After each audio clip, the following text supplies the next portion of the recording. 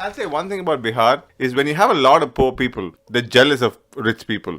The crime rate is obviously going to soar high. That's the case in Bihar and stuff. But again, you could attribute this behavior in all states of India, but Bihar and UP is even worse. Like you leave, let's say, an expensive car and go to the shop and come back, you will not find your car. And let's say you're pretty and you're unaccompanied, you're going to get raped, maybe killed. All the time, rapes are followed by murders. You know, a man has a better ability to take care of his parents at his older age than a woman, because a woman is going to marry out into another family. So it's a very patriarchal society, but it is what it is. I wish it wasn't what it is, but lack of sex education as well in India.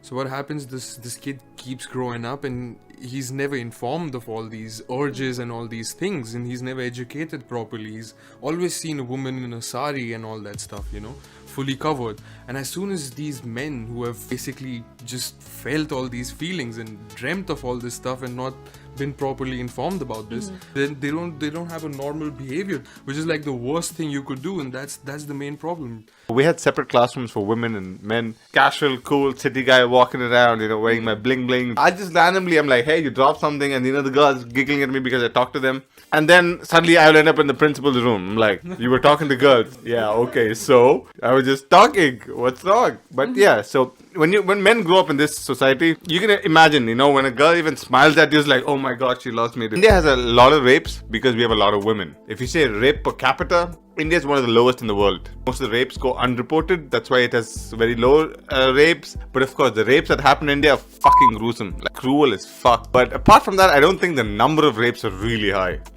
So, but of course, you need to have a lot of precaution to live in India. You can't just be a girl, get drunk on the road. You're probably going to get raped.